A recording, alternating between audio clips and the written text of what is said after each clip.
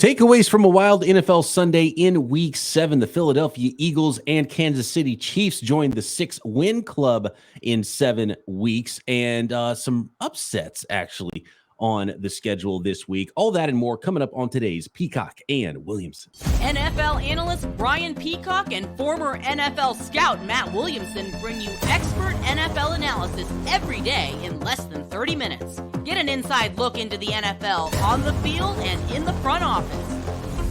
With elite breakdowns, next-level analysis, and in-depth information only for the real NFL fans. This is Peacock and Williamson, and it starts now.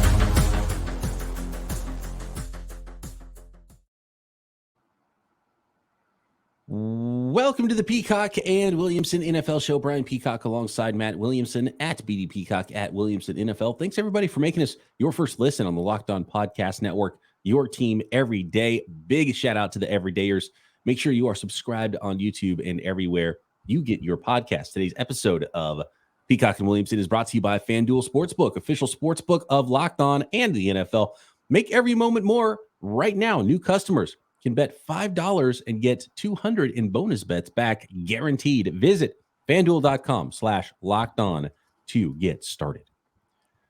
Okay, let's start with the good teams, because the bad teams won this week too, Matt. They're some of the worst teams in the NFL picked up W's, or though we thought were the worst teams in the league coming into the week. But let's start with the prime timer, the Sunday nighter, which was a really good one, and it was the Philadelphia Eagles that improved to 6-1 now on the season, defeating the Miami Dolphins by a score of 31-17. And that feels like they kind of ran away with that game, but it was a tight one and it was a close one. And that game was a lot closer than the 31-17 score would lead you to believe. But in the end, it was the Philadelphia Eagles that were able to make more plays and able to limit that big play Dolphins offense. Dolphins falling out to 5-2. Yeah, this was a fun game. This was a competitive game. This was by no means a blowout, as you mentioned. And I didn't think the Eagles' fantastic defensive line could influence this game nearly as much as they did. But I also think you have to cite the Dolphins, center to left tackle were all replacement guys, and that showed up in a big, big way, particularly in the run game. But we did say, if the Eagles are going to win this game, it's probably going to be ball control, running the football, physicality, win on both lines of scrimmage. They had 26 first downs compared to 12 for Miami, and they held the ball for almost 37 minutes. I mean, so this is the Eagles formula. Oh, and a lot of A.J. Brown. How about the numbers he's putting up right now, too? So, A.J. Brown's going crazy. Wow. I mean, the best play of the game was the throw from Jalen Hurts, the deep ball on the right side in the second half to A.J. Brown. That was a beautiful throw, beautiful catch. A.J. Brown just manhandling guys out there. He's so hard to tackle after the catch as well. 10 catches, 137 yards, the touchdown as well. And so that's just a phenomenal connection that the Philadelphia Eagles have at their disposal. And it gives them, enough big play element to go with, their ball control offense and their physicality. And that's where they beat the Dolphins. And I think we know what the Dolphins are going to struggle with this year, because when you look at the Dolphins schedule and the teams they've played, those teams that are the best teams on their schedule that can match from a physicality standpoint to give them problems and not allow them to run roughshod all over them. Bills and Eagles so far, the only teams that have beat them. And you look at the rest of the games they played. I mean, Broncos, Patriots, Giants, Panthers, those have been some of the worst teams in the league this year. And they started off with a win over the Chargers, who are not doing great. We'll get to them in a second, versus the Chiefs. But so the Dolphins are in a spot right now where it's like, okay, you're really good at just beating the heck out of the weaker teams, but you got to beat somebody good, and you've got to beat someone that is really good up front, that gives you problems from snap to snap, and not just a team that you can get outside and get in space and use your speed to defeat. But by the way, speaking of speed, Tyreek Hill, early in that game, he's all right too. Yeah. I mean, seeing him run under that ball that Tua threw, I thought Tua threw it 10 yards too far. And then Tyreek Hill just runs under it. His ability to track was just unbelievable, and see him separate from both of the defenders in the Eagles backfield, which might be the weakness for the Eagles right now that they might address here in the next week or so. So they have some talent there, and really when it comes to the Eagles, am I crazy? Every single week at halftime, we're like, oh man, the Eagles might not win this game, and then they kind of just pull away and they're like, no, we're good, we're better than these teams, and we're going to win this game. And that's kind of how it's gone almost every single week. We haven't really seen them put 4 quarters together yet. Yeah, and I do think this was a nice step in the right direction, though. And what's amazing, kind of like you said, not to put words in your mouth, but it feels like there's even more there, which is frightening, for the rest of the league. And I think Hurts is really starting to settle in, as we kind of expected he would. But, I mean, he's playing quite well. And, yeah, I mean, I think the Eagles are a total powerhouse that are only going to get better, assuming, if they don't get derailed with injuries or something goofy. But back to Tyreek real quick. I mean, when you watch an entire game of this guy, sometimes I think we all understand he's great and he's a game changer.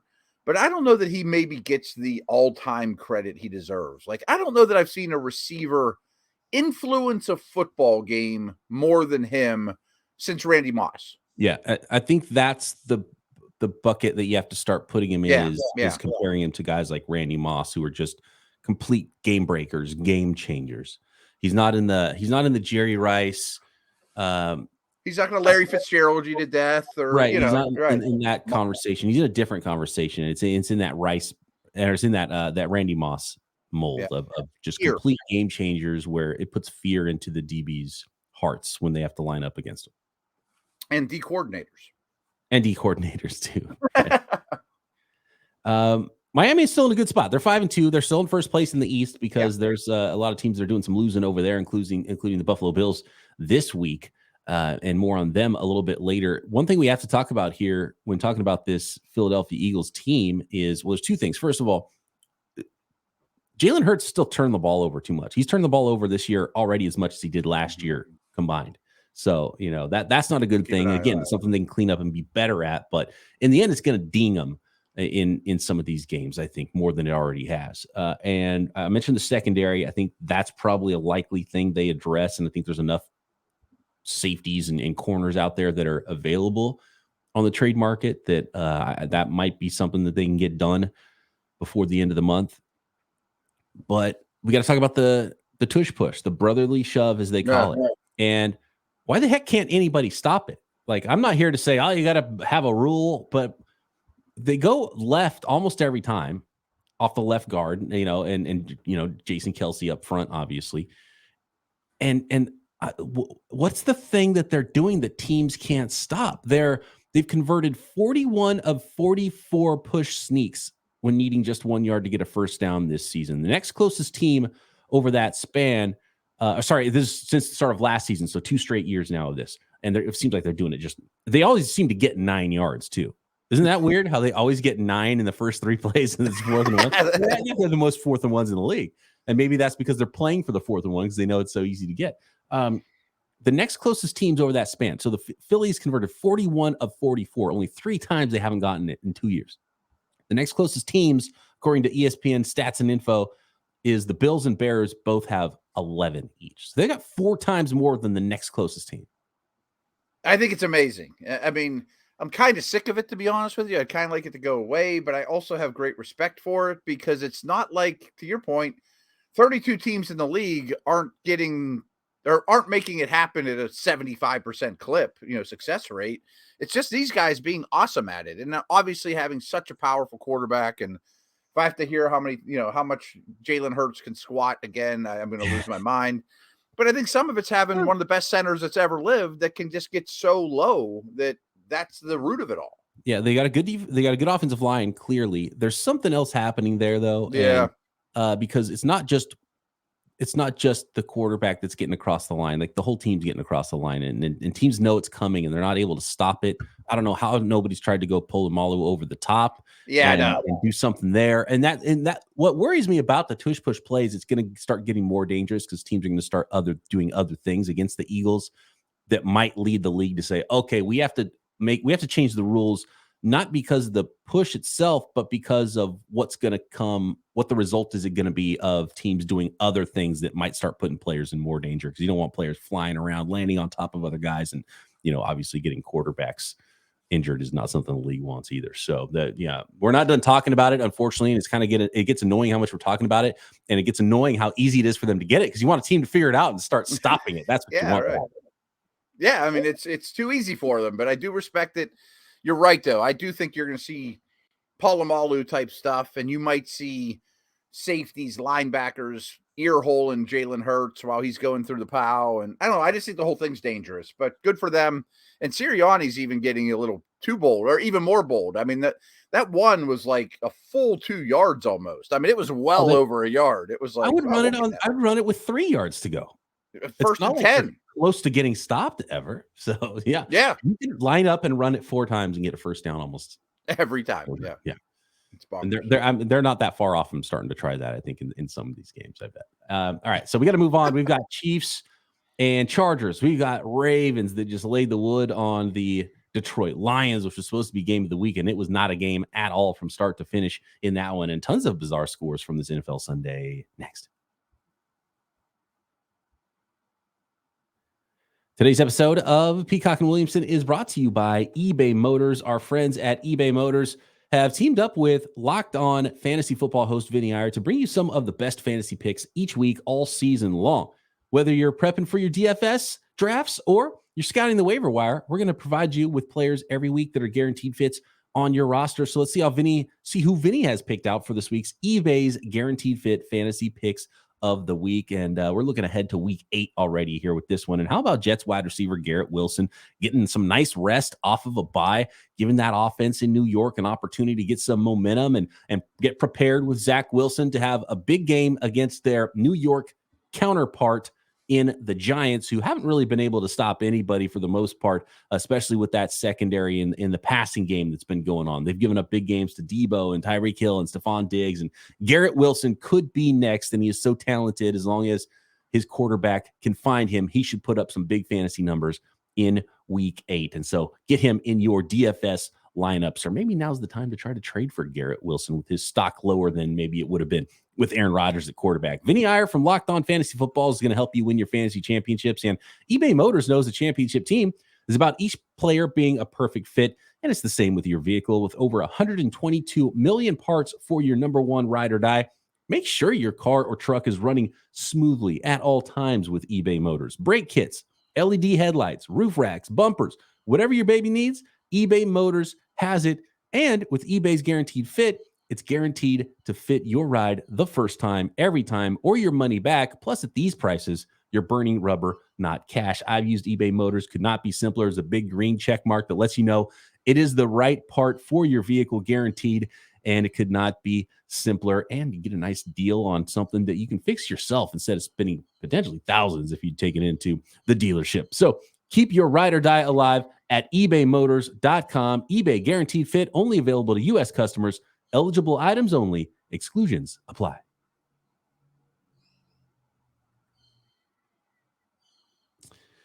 Okay, let's take a look at the other 6-win team in the NFL, Matt, and that is the Kansas City Chiefs that won easily over the Los Angeles Chargers. And we keep getting questions and save those for the mailbag this week. 31-17, same score as the Sunday nighter. Chiefs over the Chargers. The Chiefs in great spot at 6-1 now.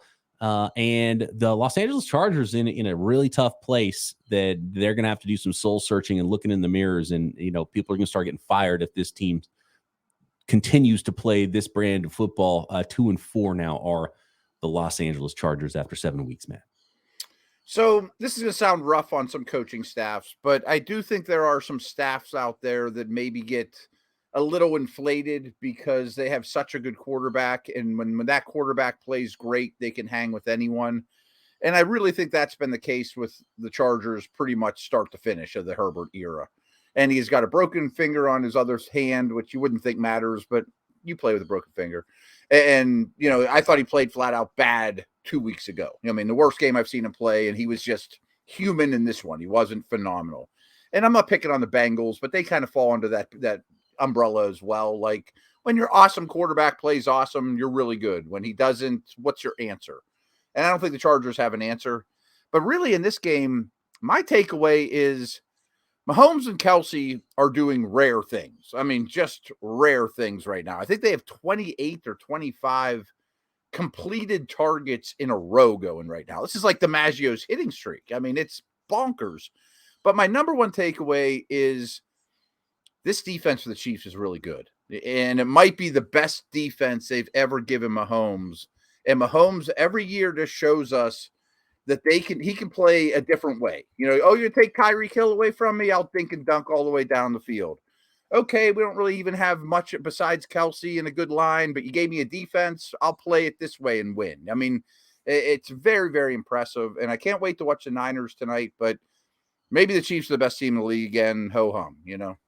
And there's no perfect team in the NFL, talking about the Kansas City Chiefs, but Mahomes is just Mahomes. I mean, 424 passing yards in this one, 4 touchdowns, did have an interception, but then even when you think you've got him stopped, Mahomes on third down is able to scramble and find, just enough yardage to get the first down. And just, breaks your back, it seems like, every team he plays against. And it's so difficult playing against that team. And their defense, the way they're playing right now, and they have one of the better offensive lines in the league too. Yep. So with that and Kelsey, 12 catches, 179 and a touchdown in this one. You have some time to figure out what's going on at wide receiver. And Rashee Rice looks like he's getting more and more targets and more playing time. He was 5 for 60 in this one with a touchdown. Marquez Valdez-Scantling with a receiving score as well, and 46-yarder, big play guy, kind of on the outside doing that thing that we know he can do.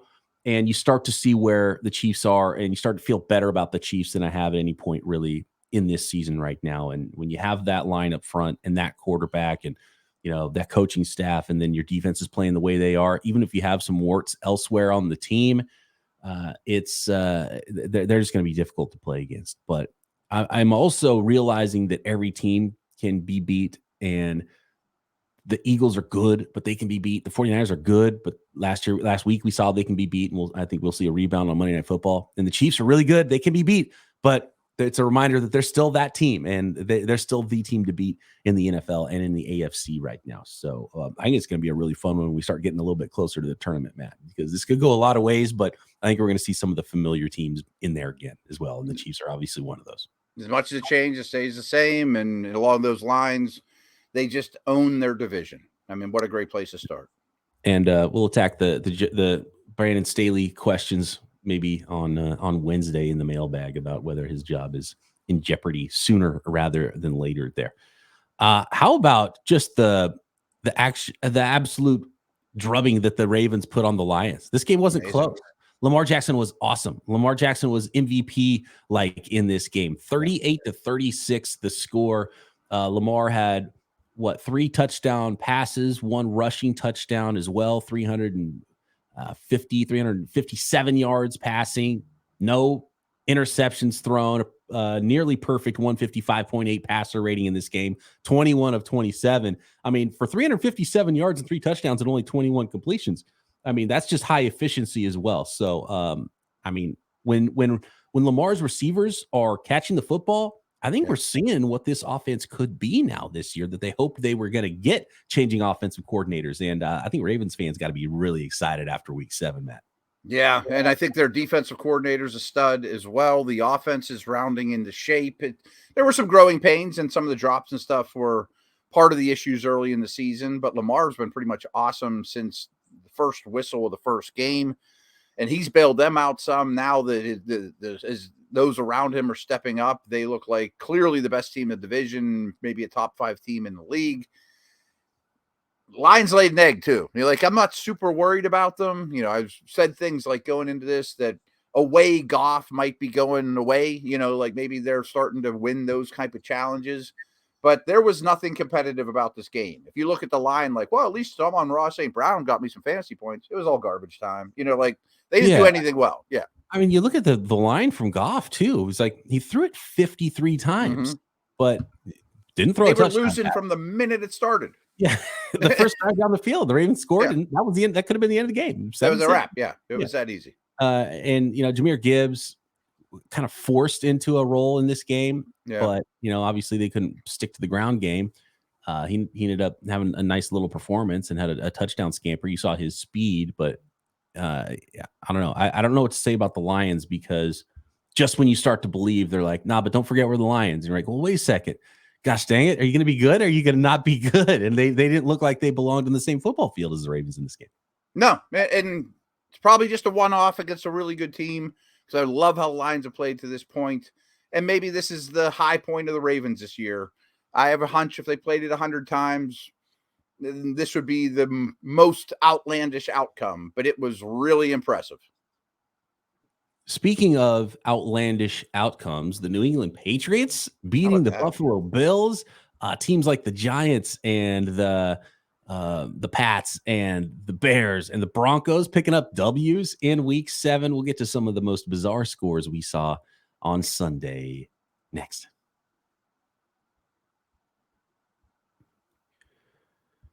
Today's episode of Peacock and Williamson is brought to you by our friends at FanDuel, and all of the lines we always mention every single week here, like the 49ers that are favored by 7 on the road on Monday Night Football at the Minnesota Vikings, come from FanDuel, America's #1 sports book. And right now, new customers at FanDuel can get $200 in bonus bets guaranteed when you place your first $5 bet. That's $200 in bonus bets, win or lose, on that $5 bet. So if you've been thinking about joining FanDuel, there's no better time to get in on the action than right now. The app is super easy to use. Love the website interface as well.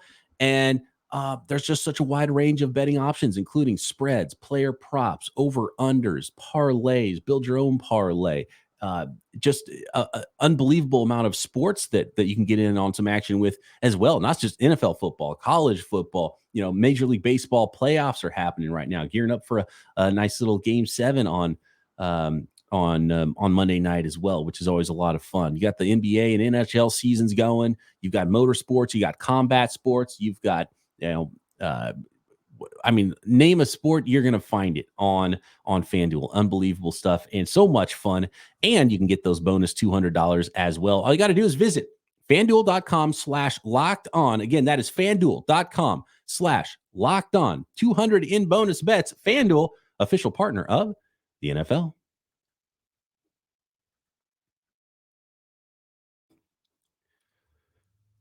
What?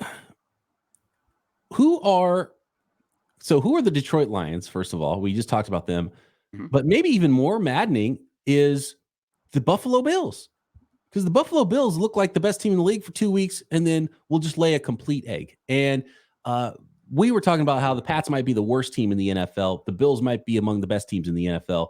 And then, so what happens in week 7? Well, the Patriots beat the Bills, and Mac Jones leads a comeback drive after Josh Allen had led a drive that you thought might have put the nail in the Pats' coffin, and it was 29-25 final, Patriots over the Bills. Pats are 2-5.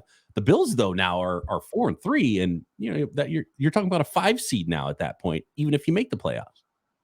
So sometimes bad teams in the NFL play well. This isn't college football, and I do think the Patriots are a bad team and have major infrastructure issues and speed issues. But they played a very clean, efficient, well-coached game, and so did Mac Jones. So sometimes you just tip your hat to the opponent and be like, they were better than us today, which I think New England was.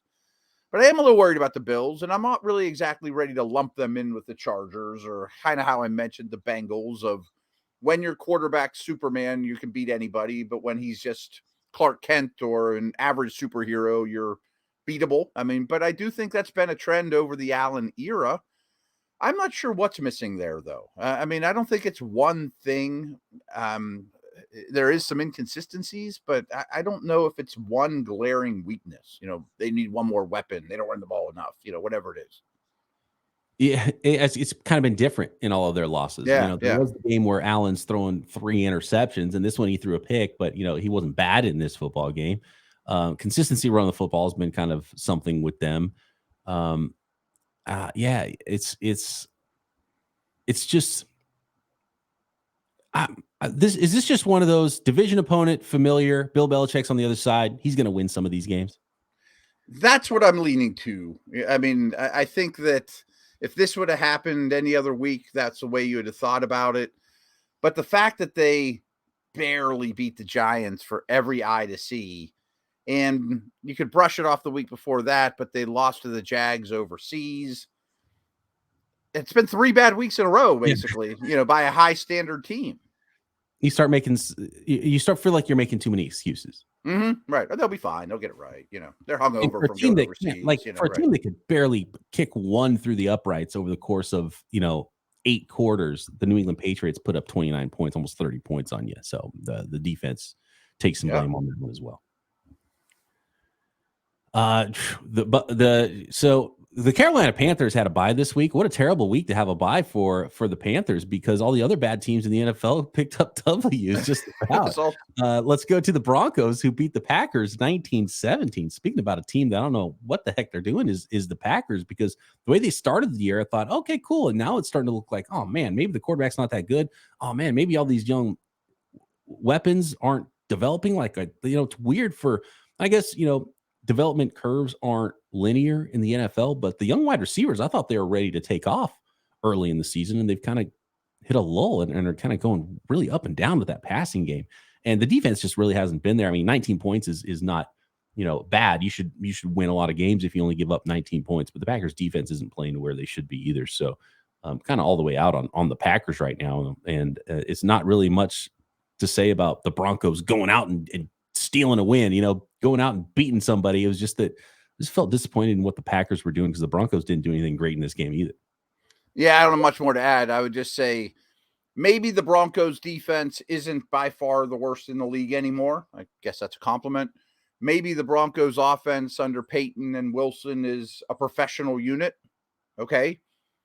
But I'm worried the Packers stink. I really am. I think they're up there with most disappointing teams in the league. I would agree.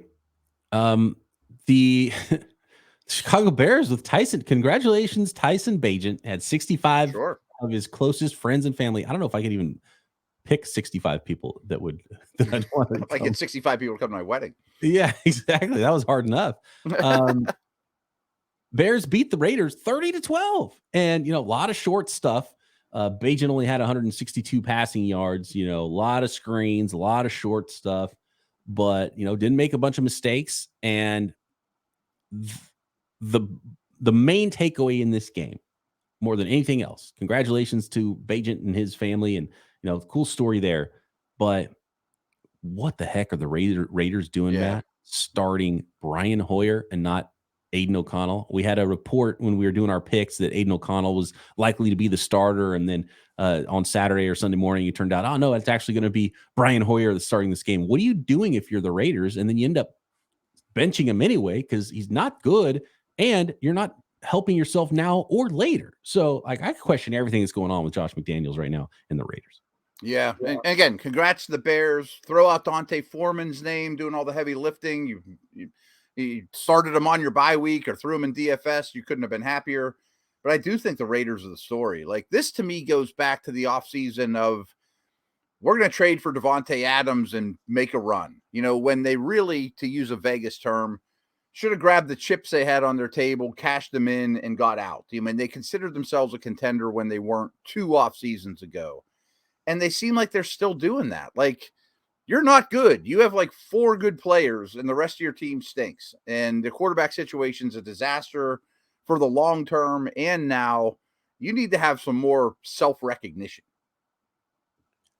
Is Garoppolo better than we give him credit for? Probably. They seem to be at least more competitive when he's in the game. Yeah, and Hoyer's shot, is also the other takeaway. Hoyer's a coach on the field. Yeah, hold a clipboard. Exactly. That's what he should be doing right now. No offense to Brian Hoyer, but I don't know. I don't understand any of the thought process of not playing the young, especially when the other team's got a young quarterback going, right? Like, this is the perfect time. Yeah, you're not a contender, Vegas. Then you end up playing him anyway, so you end up looking really stupid in the end. So yeah. Mm-hmm. Stupid heads are the Las Vegas Raiders right now. 3-4. Nobody expected the Raiders to be a good team this year, or at least I didn't. So, but this was just a really bad performance, and so the Raiders now 2-5. We got the real quick BP. End of life. Al Davis is an all-time icon for the NFL, but end of life Al Davis and young Mark Davis might not be real good at doing this. The results are telling. Yeah, it's been a long stretch. Since Al Davis lost his fastball, this team has not been at all respectable. And you can't fire ownership. No. That's speaking of wishing you could fire ownership probably for a long time, Cleveland Browns fans. But hey, the Browns back-to-back W's now, and narrowly getting by the Colts in Indianapolis, 39-38. 4-2 Browns now, 3-4 Indianapolis Colts. Some folks don't like some calls that happened in this game late that turned the tides, and it's hard to blame. But if you are the Colts, you put up 38 points on the Browns defense, which was the best defense in the league coming into the week. So that's a pin on your cap at least. Myles Garrett was unbelievable, and I did want to mention the officiating at the end. That was poor, but in a way, it kind of feels like everyone wins except Deshaun Watson. He could have went back in the game supposedly, and they didn't even put him in. It's one of the most insanely bad moves a franchise has ever done, and the Browns are actually in okay spot because they're getting decent play from a guy like PJ Walker, who maybe should be the starter down the stretch, but you can't do that. That's what they're saying to themselves in the back of their mind. Like, Deshaun, why don't you not go in? Just sit there and stand next to me laughing while we. And the Colts look like they're well coached, but. We might have talked Browns on Wednesday because I got several Twitter questions. Like, is this one of the worst moves, trades in NFL history? And the short answer might be yes. I mean, it's up there, but we've seen a lot of bad ones in recent history, and then obviously some all-timers too. So yeah, we'll have to shuffle those up, I think, on Wednesday. How about the New York Giants? Another bad team getting their second win of the season, 14-7, an ugly one over the 3-4 Commanders. I saw very little of this, but I do think it's along this conversation we've been having the last 5 minutes or so. Tyrod Taylor can start games and is a qualified Minshew or better type valuable backup quarterback that people overlook. And that's not a easy skill. And their offense is okay. The Commanders look like they could use a coaching change too. Yeah. Younghoe Koo walks it off against the Buccaneers. So the Falcons now improved to over 500, 4-3, a 16-13 win at the Tampa Bay Buccaneers. The Bucs fall to 3-3 on the season. You have the Saints, who are at 3-4 now. And so with those three teams, are they just going to be that up and down in a blender all year long? And at the end, one of those three teams is going to have one game over 500, and that's going to be your playoff team and your 4 seed in the NFC. And then they'll get beat in the first round. Yes, I think the answer to that question is yes. Okay. Mike Evans is awesome. The Bucs are better this year than I thought. Bijan had a headache, so all of us got a 0 that started him. That was awesome for fantasy. That was bonkers. And Ritter, I think he had 3 fumbles in the red zone. I mean, this guy is a double agent at times. He has to go. And you can't turn it over if you're not going to make big plays. Right. And Ritter and the Falcons don't. Your Steelers got by the Rams in Los Angeles. Don't look now. The 4-2. Look out. Pittsburgh Steelers, 24-17 win over Puka Nacua and the 3-4 Los Angeles Rams. They've been getting some bounces. Don't get me wrong. A couple missed field goals here, drop pass or two. TJ Watt makes a huge interception. That's their formula. That was an amazing play, by the way. It's an amazing play. I mean, he's unbelievable. He's unbelievable. Him and Garrett were just shining yesterday as defensive player of the year type dudes. But that's how the Steelers win. I mean, it's a little, smoke and mirrors without question. But late in the games, Pickett and the offense keeps waking up, and they dominated the fourth quarter. And frankly, they had a very simple game plan. Don't let Aaron Donald or Cooper Kupp destroy you. And neither one really did anything. And Nacua and everybody else did fine, and that's not enough.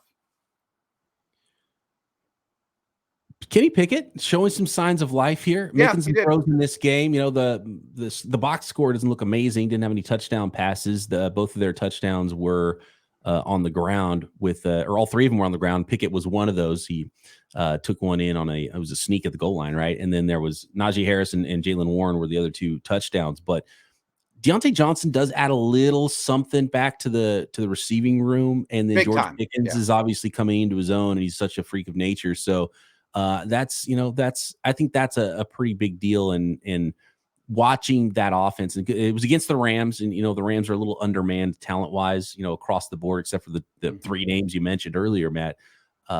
But I think it's really good news for the Steelers to have weathered a storm when they were playing some awful football to start the season, and to now be a little bit healthier and to prove that they can run the ball a little bit, throw the ball a little bit, and play a little bit of defense. So I'm going to nerd out just for 1 minute here on the Steelers. Over the last 2 weeks, they've manufactured 13 points in quarters 1 through 3. 28 points in the fourth quarter, though. And Kenny was 7 for 7 in the fourth quarter. They had 182 yards of offense in the fourth quarter. He has 18 starts now. So he's basically played a full season. He has 7 game-winning drives and 18 starts. He has 5 fourth-quarter comebacks. The Steelers are 11-7 when he starts the game. And they're 11-5 in their last 15 games. And I don't even know if they're good or if he's good. I don't know if he's the answer or not. Yeah, I mean, like, he's been awful for most of the year. Yeah. Everything I just said is true.